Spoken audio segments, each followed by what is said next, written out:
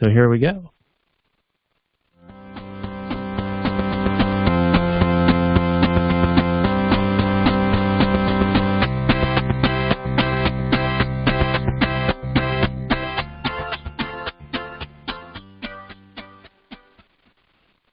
Hey, what day is it? October? October. Hey, we're the Last Nighters, Daniel and Robert, and we're going to talk about one of my favorite movies and one of Robert's. Well, he doesn't quite get why I like this movie, but it's Billy Madison, and it's got just tons of quotes, Nudie Magazine Day, Old Man Clemens, he called the shit poop, and all that stuff. So this is episode 12 of the show, so that can be found at lastnighters.com/12. So, Robert, you want to say a few words before we dive into the Google description? Just a few words. Yeah, this movie wasn't quite the cultural touchstone moment movie for me that it was for my co-host. And so we'll just see if we can, that leads to a bit of differences in our rating and our analysis here. We'll see. I think that makes better show content for our listeners if we don't totally agree. I think that's helpful. So, here we go. Billy Madison, 1995, comedy, hour and a half. And it got 6.4 on the IMDb, 46% Rotten Tomatoes, and 16% shithouse in the Metacritic. That's pretty bad. 89% of Google users like it, though. And here's the description. Man-child Billy Madison, played by Adam Sandler, has been a spoiled rich kid all of his life. And he spends his days drinking and partying. When his father, hotel magnate Brian Madison, becomes fed up with his son's irresponsible ways, he issues an ultimatum. Since Billy passed all his schooling thanks to his father's influence and bribes, he must retake and pass every grade in 24 weeks. Otherwise, the business will be turned over to Brian's conniving associate, Eric, played by Bradley Whitford.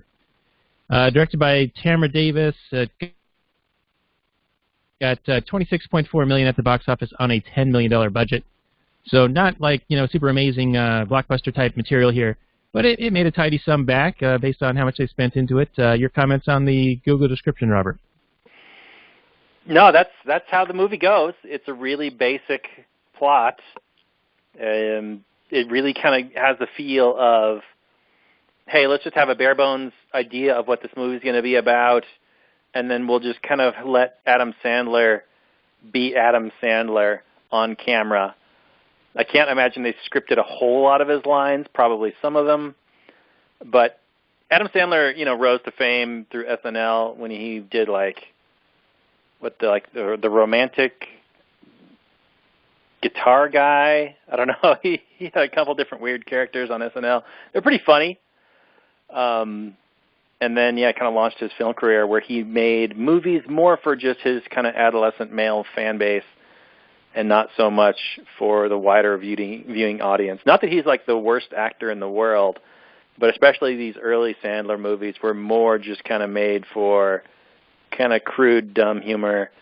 Not that there's not a market for that. Obviously, there's a market for that. So kudos to him for finding it. Yeah, I think he did a fine job with the transition into dumb movies. And, this isn't like one of his very first movies. I think his first movie was Overboard or something like that, or some cruise movie, like Cruise Ship. And I have never seen it, no desire to.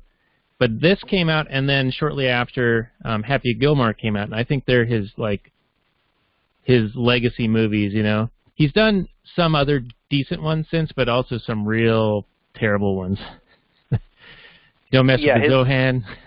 Yeah, his earlier stuff is more tolerable, that's for sure. I do like the thing, I'm kind of an Adam Sandler fan in the sense that he's tried some stuff. It, usually doesn't work. But lately, he's the kind of guy who will just make a movie, put all his friends in it, and, put a fairly minimal effort into the story and the plot and the writing and whatnot, but really just kind of have a good time with his buddies. And that, as a, kind of like a male fantasy to just kind of hang out with your buddies and have fun all the time he's really living the dream, and kudos to him for being able to do that, turn his life into basically one giant fantasy. Yeah, I would agree with that. Yeah, he did fairly well, and he's still out there making movies, and he's actually done a few more serious type roles. I think Punch Drunk Love was one such. I don't know if there are really many others, but I also enjoy like Big Daddy, and this might surprise a few people, but 50 First Dates wasn't half bad. The Wedding Singer, also good. So there's a few good ones in his catalog. Well, let's get into Billy Madison a little bit. I know you got some notes. I've got a few notes. So my first thing that I wanted to fling a volley across to you is your thoughts on the parenting, the enabling that his father permitted Billy to not have to actually achieve anything on his own. So he becomes this worthless, drunk idiot who can just walk around and get really hammered and chase imaginary penguins around.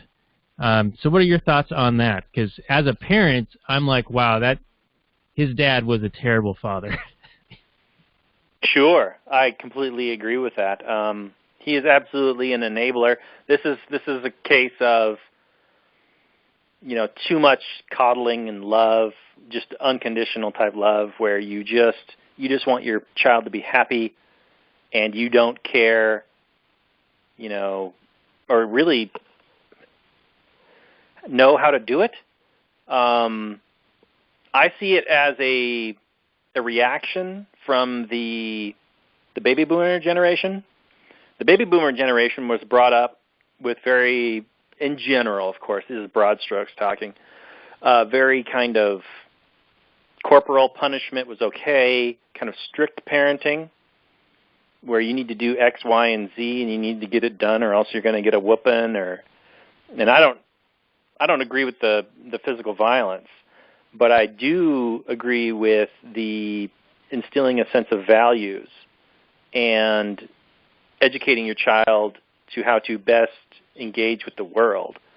And the response to the corporal punishment and the strict parenting of the greatest generation, or whatever it is, the World War II generation, to the baby boomers reacted to that saying, no, we're not going to raise our kids like that.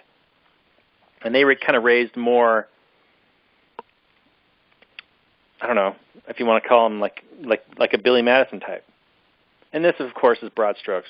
You can tear this apart any number of examples. Like, this isn't what happened in my family. Of course not. I'm talking super generalized.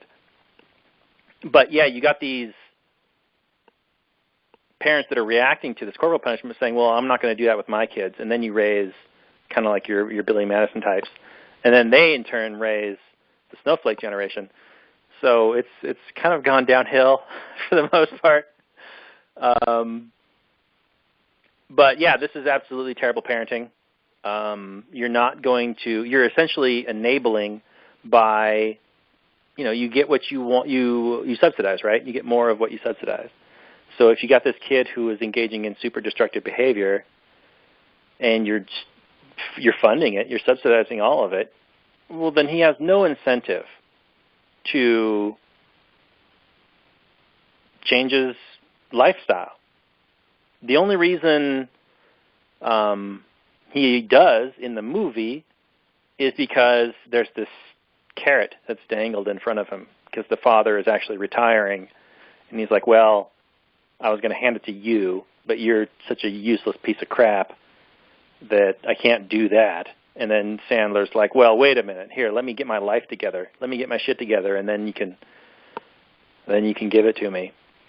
Yeah, and in what universe? At that point, he has an incentive.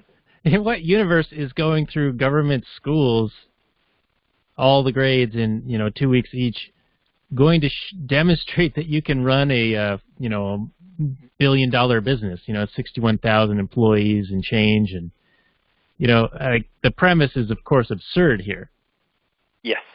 Yes, absolutely. This is a glorification of public schools. An absurd glorification, like you just pointed out. Anyone believing that watching the movie and going, oh, yeah, at the end of the movie, oh, he's totally ready to run this mega corporation. Right, and is this not the same structure that failed him completely? That was a bureaucratic, mess that was able to be bribed and bought to allow him to even get through and not be prepared in any respect, and to be this, walking childlike moron who's, I guess, 27 or 28 years old in this movie? Yeah, so, I mean, it's a conflux of terrible things. The inept government schools and the inept parenting. Although I would say the inept parenting is worse, because the government schools is like beating up on a handicapped kid. I mean, they're terrible and they can't be better. But the parenting could absolutely be better. I don't know where the mother is. Obviously, he doesn't have one or whatever. But the father in this movie, who's just putting up with his ridiculous antics and seems to have just completely have no idea how to raise a child. But he could absolutely, with the right incentives, create a much better human being. Yeah, I'd agree with that. And the one thing I wanted to point out to the school bureaucratic system was that it was even, it was there to be bought, right? It had favors to sell. They were going to allow him to get through this process of graduating, making it through each grade and eventually graduating, totally unprepared for the world, just in exchange for being bought off. But if you contrast that with a private system where it's actually based on the results or the abilities of the individual, well, then he would never have made it anywhere. And, so there's really no way to buy off a private entity, because there's really no favoritism to sell when it comes to a political favor and a bureaucratic process. And not to mention the fact that a private school will have a reputation that it needs to protect. So they have certain standards that they need to uphold for their graduates. Whereas a public school, what do they care? I mean, the only way that they care is by living up to some sort of federal standards in order to get their money. But that's just doled out by the government. So, and that's not following any kind of market mechanism. Yeah, so regarding the whole plot of the movie, Brian, the dad, is going to give the company to Eric, this conniving, ethically challenged executive vice president. And then he gets tugged on the heartstrings by his son, Billy, and gets that little hint of nepotism. And he's like, okay, maybe I'll give my son a chance. But I still think that's of course, a bad plan. But why was Eric, I mean, of course it's in the script, right? He has to be the foil to Billy. But why does he, have to be so shady and conniving, right? Why can't he just, why do they make him be this archetype that he's this evil businessman? Why is he in such a position to be the next in line if he's so terrible, in this hotel chain? Sure. I mean, I could see, like you said, from the story standpoint, you need a foil to Billy, or else there's no story there. But maybe we could talk about, at the very end of the movie, after Billy has gone through the trials, gone through, graduated from each of these grades, and then the evil business guy threatens to expose the wrestler guy. So the wrestler guy, who's the principal of the school, he comes out and says that Billy cheated. And then the evil business guy, when Billy challenges him, isn't this what happened? He challenges him to a decathlon or whatever, the final challenge type thing. And the evil business guy is like, I'm going to sue you because of our prior agreement. As if he would have standing, he should, because he promised him the company, then he should get the company. but now he's kind of reneging on that promise, right? Because that was the original agreement. Like, if you can do this, Billy, you're going to get the company. But if you don't do it, then I'm going to give the company to this other guy. You know what I'm saying? Yeah, that was the arrangement. But then when the owner, the dad, he reneges on that, the evil business guy's like, well, I'm going to sue you in court. But he would not have, I mean, I know I'm picking apart a comedy script. This is just a futile exercise anyway. But in order to have standing, I think you'd have to show that there were damages, right? I mean, the idea that somebody said they were going to give you $1 billion, right? And then they turned around the next day and said, I changed my mind. I'm not going to give you $1 billion. You can't sue that guy for $1 billion now because he hasn't harmed you in any way.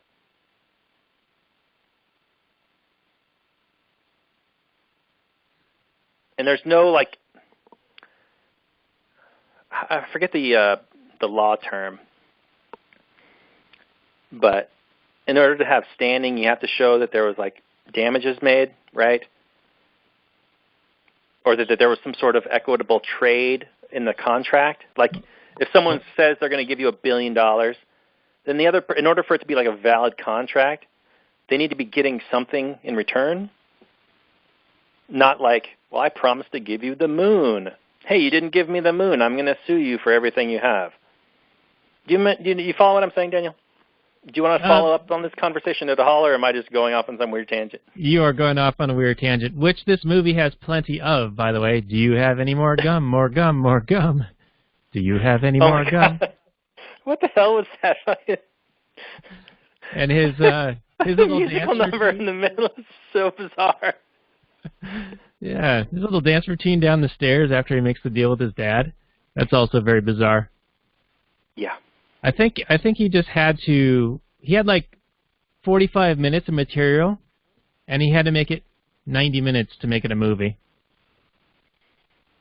Right. I think that's what happened.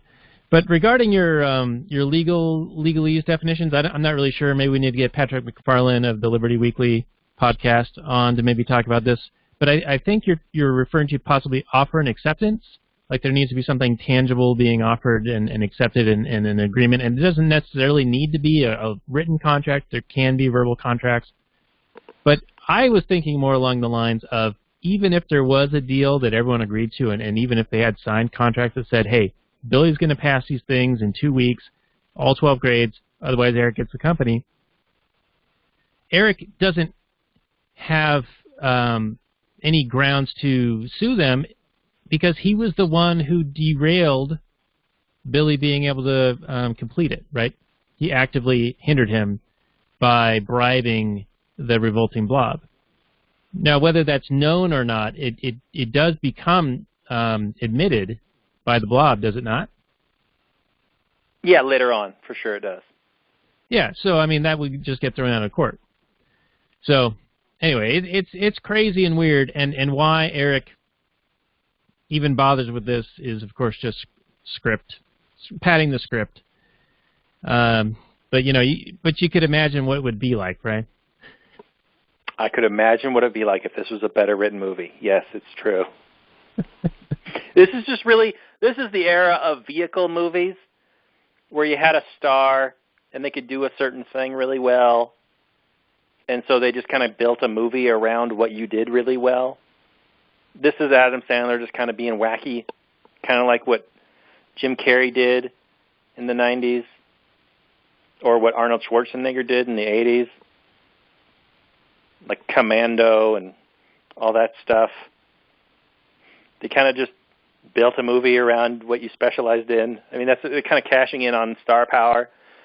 And I think that's kind of gone away for the most part now. It's more kind of special effects and director built and driven as opposed to star power driven. I don't know who really goes out to the movies these days to really follow their favorite actors super whole lot these days, but Back in the day, that's what people used to do. You were like an Adam Sandler fan, and you went and saw, a bunch of his movies because he really made you laugh. And this is one of those. I wonder if social media has impeded that in some way or impacted that, because now you hear so many opinions by the people in these movies, and they're going to upset half the country with whatever they say, and most of them say, some pretty stupid shit, so it's like, well, I'm not going to go see that movie, Yeah, you find out that most of the people that you admire their work are kind of like loony lefty type, socialists or communists or whatever, and you go, well, that's disappointing. They're still talented actors and whatnot, but yeah, they're political, which seems like they go out of their way to politicize everything they say these days on social media or at like award shows to virtue signal or whatever, and it's just kind of off-putting and kind of disgusting, where they get on. They have a speech about how important they are and how wonderful are and how they believe in equality and everything, and they're, dressed in $20,000 whatever at the Oscars. And if they were so interested in equality, wouldn't they say, well, let's just I'm going to donate my salary for my next movie to the point where I'm making $15 an hour or whatever? Wouldn't that be something that they would do if they're super excited about equality? Oh, Doyle rules. Yeah, they're not interested in that. They're interested in virtue signaling, I think. But, if peeing your pants is cool, consider me Miles Davis. I'm just going to throw quotes at you now. Well, don't go spoiling all my quote list here, Daniel, because so far you've spoiled like 3 of them or 4 of them. Billy passed the 3rd grade. Oh, what a glorious day. That one? Is that on there? No, that was not one of them. So let's talk about the teacher relationship, because it's a little bit interesting, because he is hot for teacher, and on the field trip, he double dog dares to touch her boobs. And at first he says, no, that's assault, brother. And I actually saw someone post a meme like, even Billy Madison knew that this was wrong. That was way back in 1995. Well, what the meme doesn't tell you is he goes ahead and does it anyway. Yes, he does. And he goes, will you double dog dare me, or you double dare me? And yes, I will. Yeah, and then he blames it on the Chris Farley, damn guy drives like an animal. Right. Which, of course, the teacher is like, knows instantly he's lying because she heard the whole thing. Yeah, and she was into it. Of course, it's in the script and all that, but the other thing I found interesting is that as soon as he graduates her grade, they start getting it on, Like, they start, dating, seeing each other. And I just felt that was a little bit like, you hear about all these student-teacher relationships every now and again. Mm-hmm. Of course, this one is far more, they're probably roughly the same age, but it just reminded me of that. Well, this movie is nothing if not fantasy wish fulfillment. And that's another example. He's hot for his teacher, and who hasn't been hot for a teacher? And he gets everything he wants. And he has all the toys, and he's got all the money, and he's the funniest.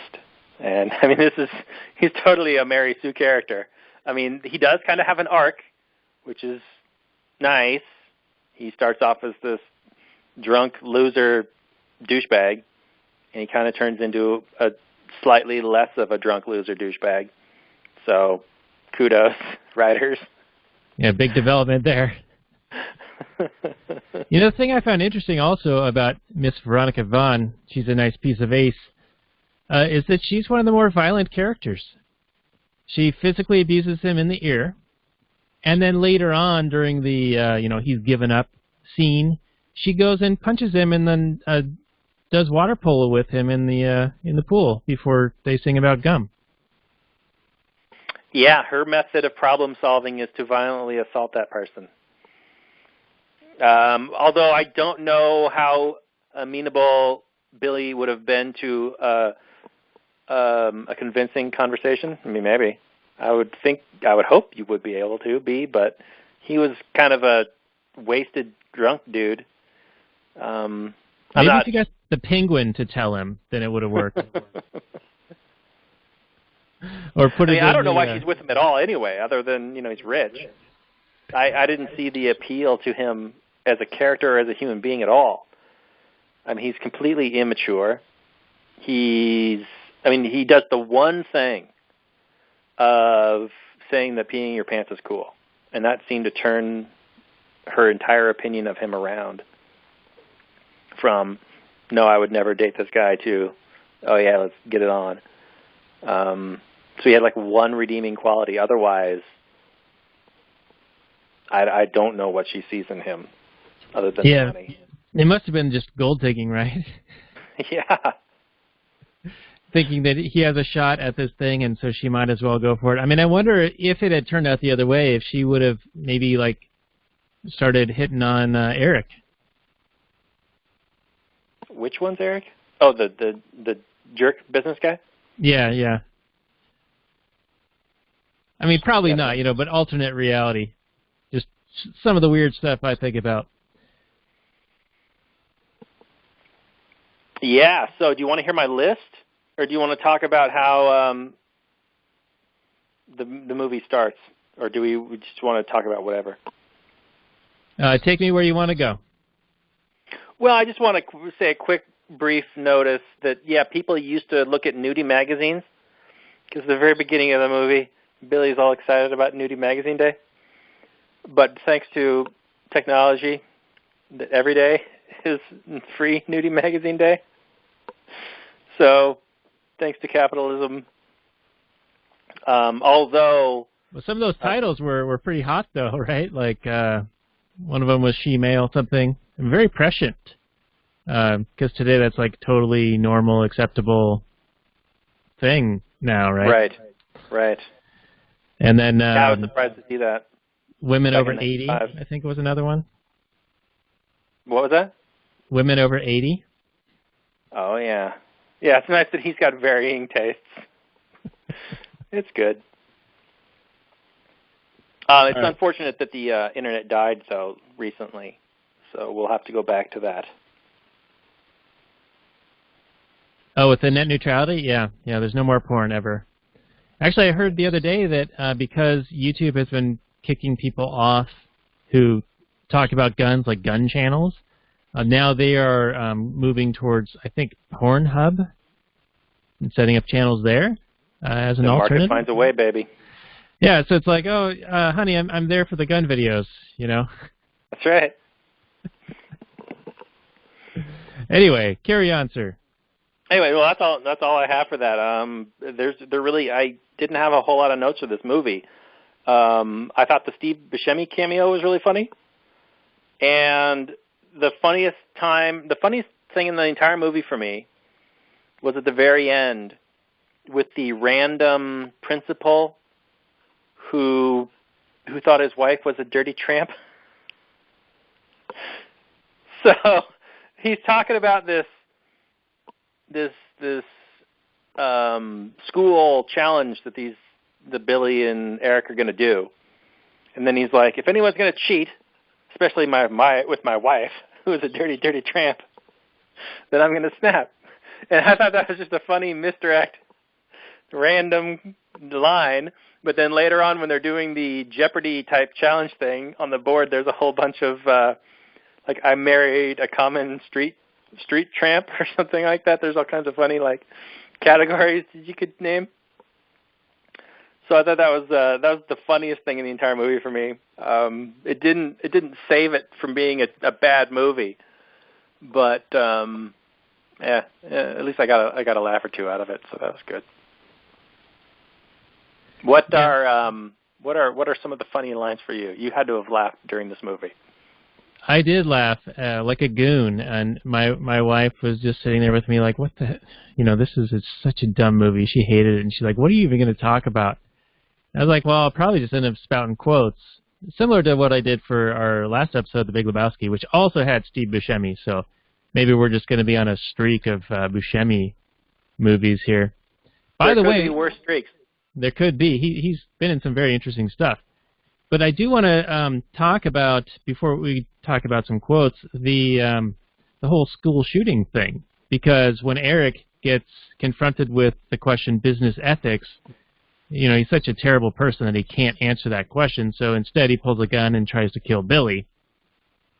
And then the revolting blob knocks him down, and then he recovers the gun and tries to shoot Veronica. And then the Buscemi character shoots Eric in the ass.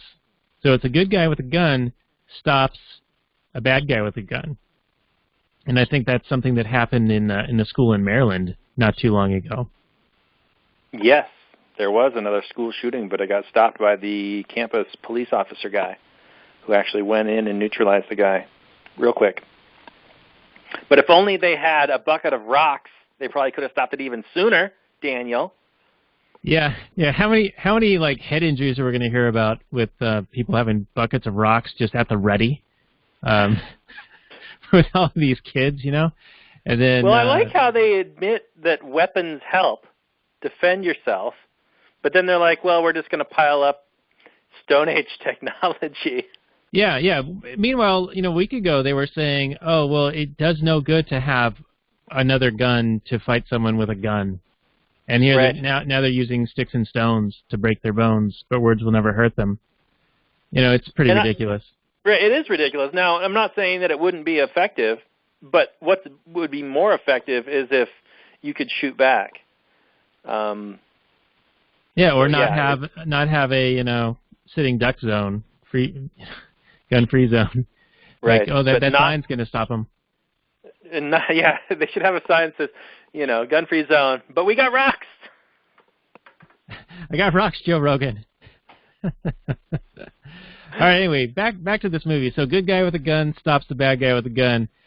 So Billy did a good call in his character arc of maturing and realizing that maybe he wasn't such a nice guy back when he was in school. So he calls to apologize to the Steve Buscemi guy. So, you know, that's a nice moment. Nice little vignette there. Oh, yeah, that was my other laugh in the movie, was when he originally calls Steve Buscemi to apologize for being a jerk. And he pulls out the Sharpie, and he crosses out Billy's name for people I'm going to kill. That was pretty funny.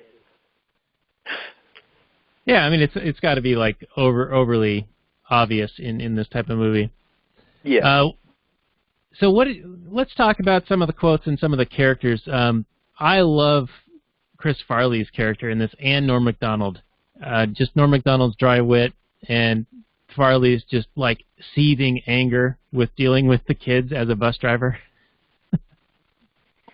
Yeah, those didn't do so much for me. I didn't really fall in love with any of the characters in this movie.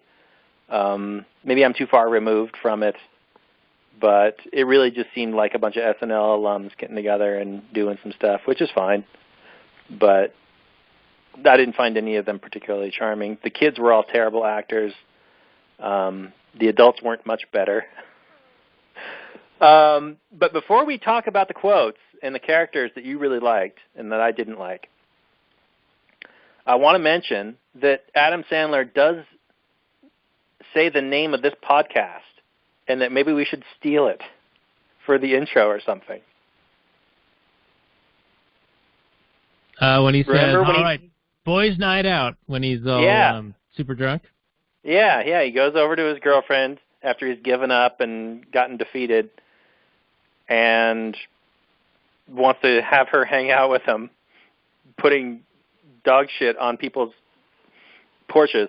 And lights it on fire. Yeah, and she's like, no. And he's like, fine. Then boys' night out. So, yeah, we should steal that or something. I don't know. Yeah, and to clarify, like, the name of this show is The Last Nighters, but the name of our guest appearance show is Boys' Night Out. Yes, it is. This one you're currently listening to is not what I'm talking about. Yeah, sorry. not to confuse everyone here. All right, so Boys' Night Out.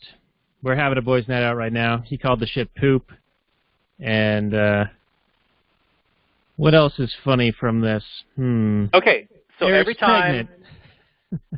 every time I heard a line that I had heard over 100 times past in my life, I wrote it down.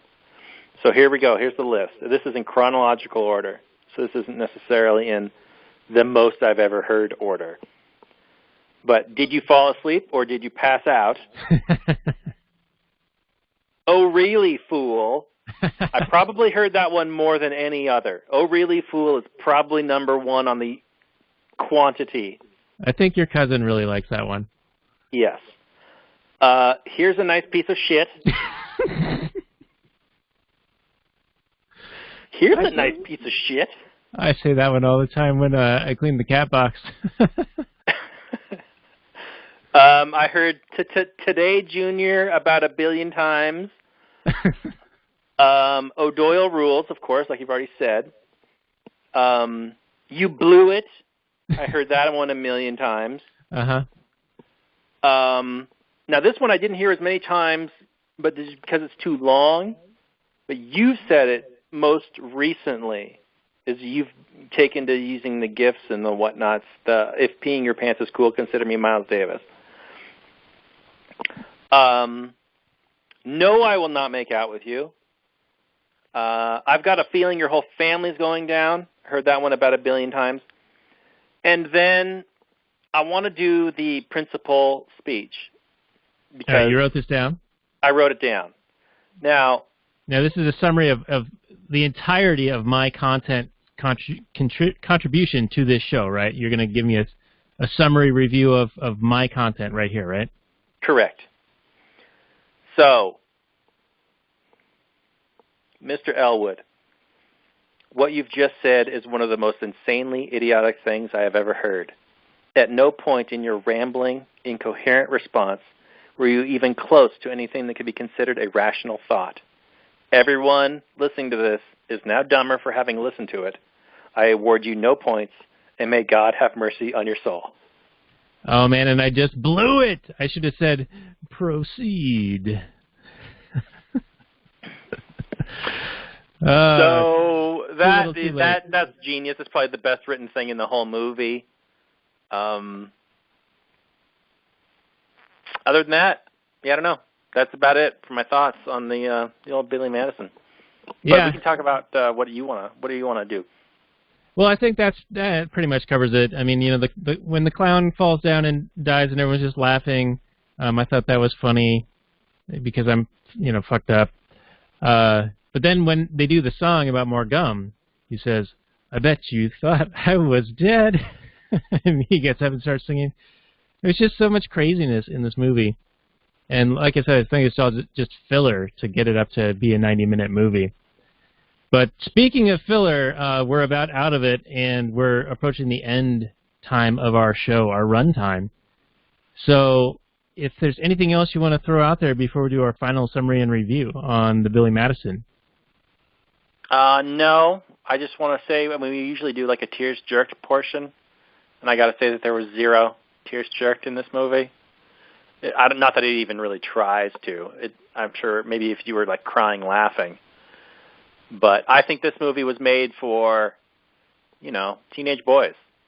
And I don't know if it would really play well to teenage boys today, but it sure did back when it came out and in the years since for those original teenage boys that originally saw it. So yeah, I'd agree with that. I was a teenage boy at the time, and it carries through with me, probably partly for the nostalgia, right? Because I'm not only watching the movie, but I'm also thinking of the thousands of times that those lines have been said to me by my friends or myself. So it's right. like conjuring all of those things together.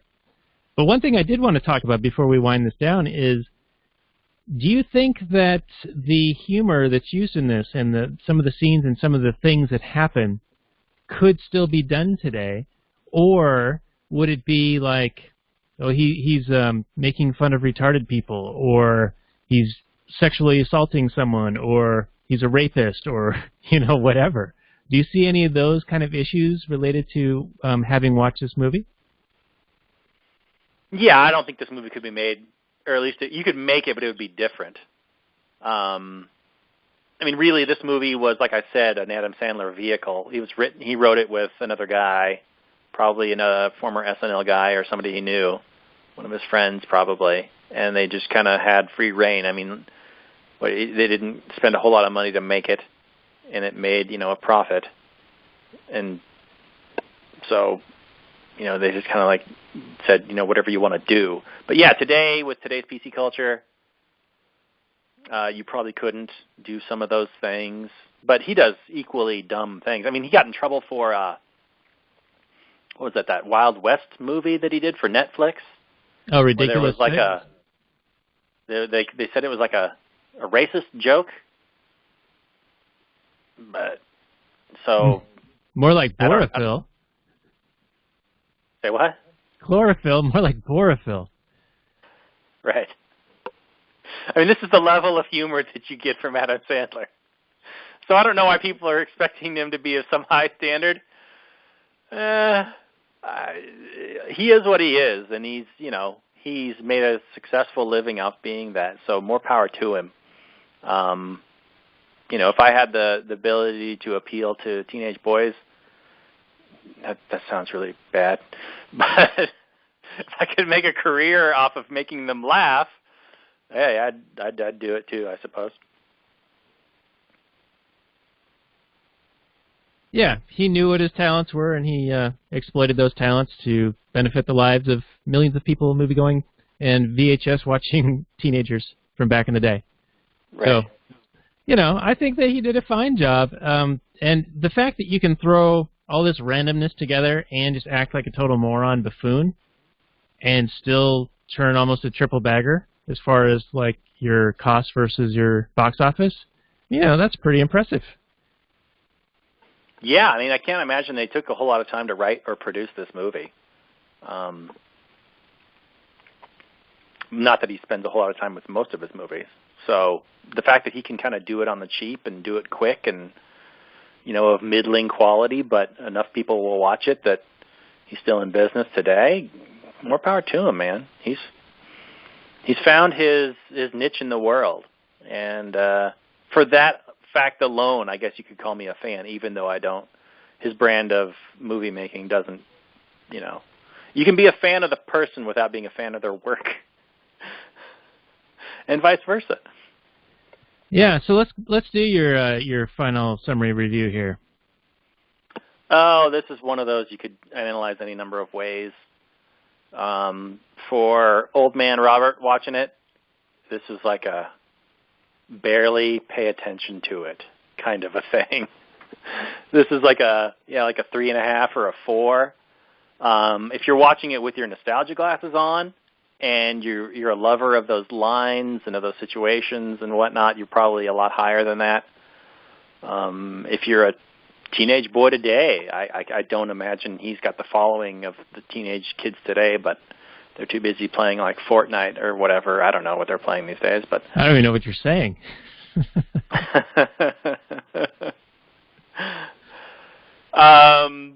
So yeah, it's probably, I don't know. He's got to have an audience, right? Got to be somewhere. Somebody's watching this stuff. It can't all just be people who used to think it was funny. But anyway, yeah, I'm going to give it a strong 4. All right. Well done. Strong 4. I'm going to go obviously the other direction. I like this movie quite a bit as an adolescent growing up, and so I do have the nostalgia glasses on firmly. My wife, like I said, when we were watching it, she hated it and thought that I was essentially, being a buffoon moron for liking it. But I was cracking up during like I did during this episode, at a lot of the quotes and funny scenes in it, even though it is rather bizarre. So because of that and because of the toilet humor, sense of humor that I have, I'm going to give this a 6.9 rating. Perfect. It's a perfect rating for the perfect 6.9 movie. So that's going to do it for us on The Last Nighters. You can find the show notes and more at lastnighters.com/12. And I will say good night from last night.